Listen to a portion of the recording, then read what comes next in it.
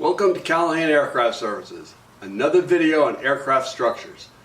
We continue with allowables, this time on grain direction. Wilbur had to know the grain direction of some of his parts. Wood has grain direction. Okay? There's different kinds of grain direction: longitudinal transverse, and short transverse.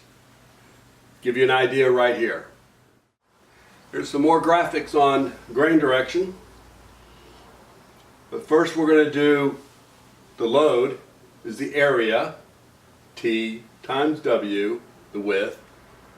Area times the allowable you choose gives you your load P.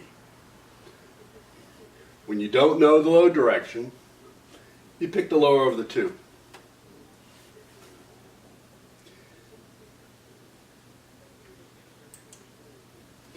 When you go to an extrusion, you have a better definition of grain direction just by default. But when you have a bathtub fitting, forged bathtub fitting, you actually set the grain direction the way you want it to be.